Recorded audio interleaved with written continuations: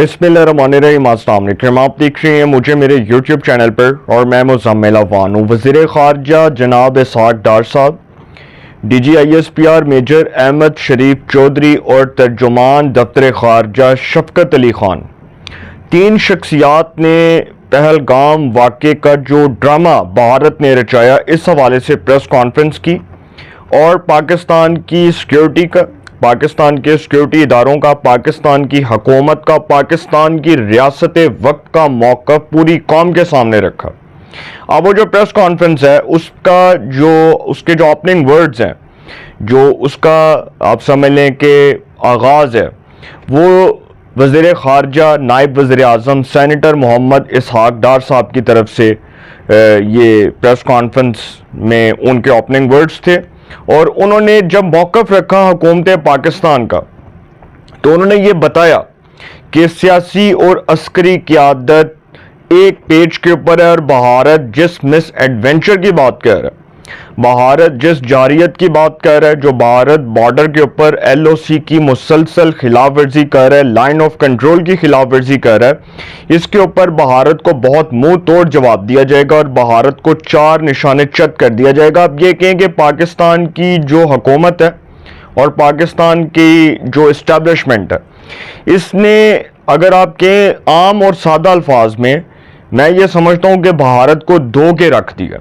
और ये जो प्रेस कॉन्फ्रेंस है, इससे भारत के कानों से धुएं निकल रहे हैं। अभी तक जो है वो धुआं निकलता हमें नजर आ रहा है। और जिस तरह भारतीय मीडिया शोर बर्पा कर रहा है, शोर मचा रहा है, वहाँ के जो जर्नैल हैं, वहाँ के जो मीडिया पर्सनस हैं, वहाँ के जो सहाफ़ी हैं, वो अब तक ये राग लाप के बैठे हुए हैं कि पाकिस्तान जो है जी वो दहशत गर्दी में इन्वॉल्व है, पाकिस्तान के अंदर लश्कर तैयबा, उसके बाद इस किस्म के जो एलिमेंट्स हैं वो भारत में दहशत गर्दी फैला रहे हैं। देखें, DGISPR मेजर अहमद शरीफ चौधरी ने जो प्रेस कॉन्फ्रेंस की है, पहले तो वज़ीर ख़ारजा जनाब इसहाक़ डार साहब ने हुकूमत का और रियासत का मौक़िफ़ पूरी कौम के सामने रखा।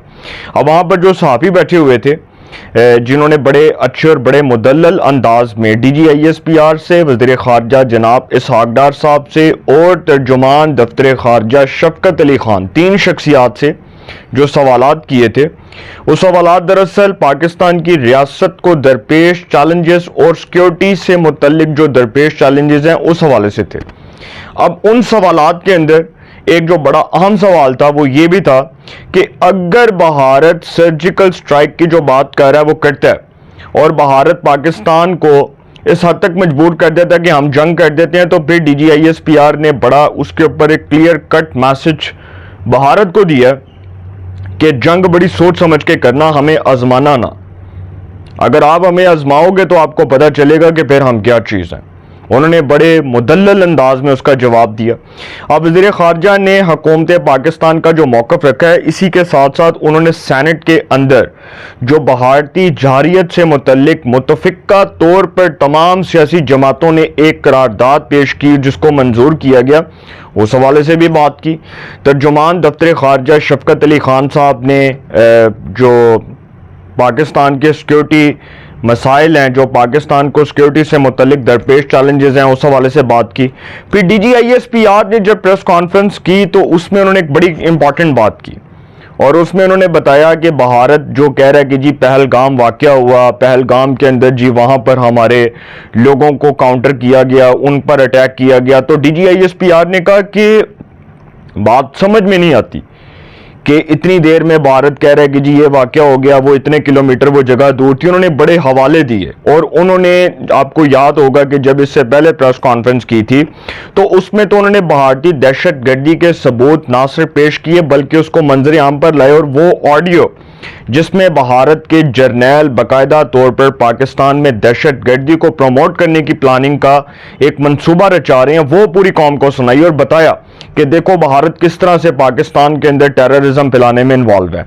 अब ये बड़ी इंपॉर्टेंट बातें हैं जो मैं आपके साथ करने जा रहा हूँ, और ये इसलिए क्योंकि जो DGISPR वज़ीर ख़ारजा जनाब इसहाक़ डार साहब اور ترجمان دفتر خارجہ شفقت علی خان نے جو پریس کانفرنس کی ہے، اس میں جی پاک فوج کے ترجمان لیفٹیننٹ جنرل احمد شریف چودھری صاحب نے واضح کیا کہ پاک فوج نے جوابی کارروائی کے تمام اقدامات مکمل کر لیے ہیں، پاکستان کی سلامتی اور خود مختاری کا ہر قیمت پر دفاع کرنے کے لیے تیار ہیں۔ بھارت نے فوجی راستہ چنا تو یہ ان کی چوائس ہے، آگے معاملہ کہاں جاتا ہے وہ ہماری چوائس ہوگی۔ یہ بڑی امپورٹنٹ انہوں نے بات کی، انہوں نے کہا کہ بھارت نے جو فوجی راستہ چنا ہے یہ ان کی چوائس ہے، اگر معاملہ آگے جاتا ہے تو پھر وہ ہماری چوائس ہوگی۔ پھر وہ کہہ رہے ہیں کہ ہم بار بار بتا رہے ہیں کہ ہم تیار ہیں، ہمیں آزمانا نہیں، یہی بات جو میں نے پہلے کی تھی آپ کو۔ پھر وہ کہہ رہے ہیں کہ جبکہ نائب وزیر اعظم اور وزیر خارجہ اسحاق ڈار کا کہنا تھا کہ ہمارا پہلگام واقعے سے کوئی تعلق نہیں ہے، پاکستان کشیدگی بڑھانے میں پہل نہیں کرے گا، تاہم اگر بھارت نے کوئی کارروائی کی تو بھرپور جواب دیں گے۔ ایٹمی ہتھیاروں کا آخری آپشن ہوگا، ایٹمی ہتھیاروں کا استعمال آخری آپشن ہوگا۔ ان خیالات کا اظہار انہوں نے مشترکہ پریس کانفرنس کرتے ہوئے کہا۔ لیفٹیننٹ جنرل احمد شریف چودھری نے کہا کہ مسلح افواج پاکستان کی سلامتی خود مختاری کا ہر قیمت پر دفاع کرنے کے لیے تیار ہے۔ دہشت گردی کے واقعات کو سیاسی مقاصد کے لیے استعمال کرنا بھارت کا وتیرہ ہے۔ بالکل صحیح کہا کہ بھارت ایک فالس فلیگ آپریشن جو ہے اس کو بنیاد بنا کر پاکستان کے سیکیورٹی معاملات کو نہ صرف خراب کرنا چاہتا ہے بلکہ پاکستان کے اندر جو سیکیورٹی ہے اس کو ایک سازش کے طور پر دکھانا چاہتا ہے کہ جی پاکستان کا امن تباہ کر دیا جائے، پاکستان کی خوشحالی کو، پاکستان کی سلامتی کو بھارت ٹارگٹ کرنا چاہتا ہے، جس میں اس کو بڑی عبرتناک شکست ہوگی جو وقت بتا رہا ہے۔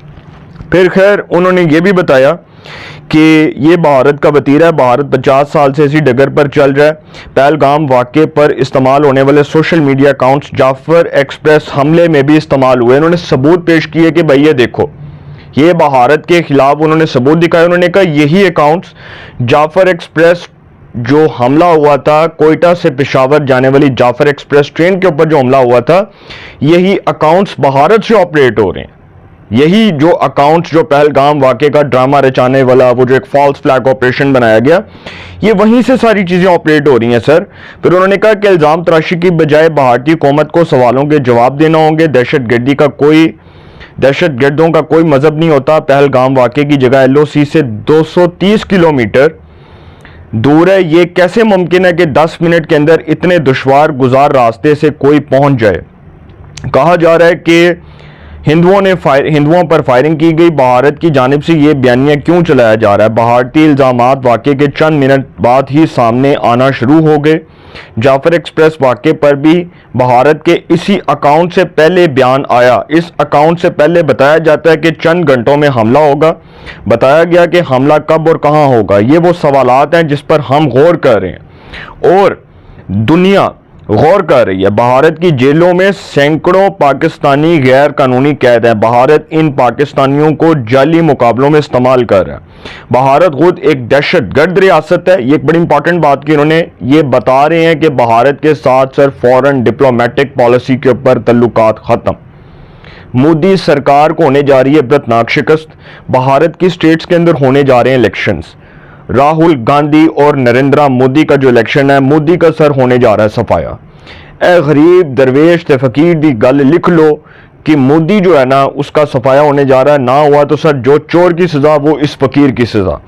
پھر اس کے بعد بھارت ان قید پاکستانیوں کو جعلی مقابلوں میں استعمال کر رہا ہے۔ انہوں نے کہا کہ بھارت خود ایک دہشت گرد ریاست ہے۔ پہلگام واقعے کے فوری بعد FIR کے اندراج اور مندرجات نے سوالات پیدا کر دیے۔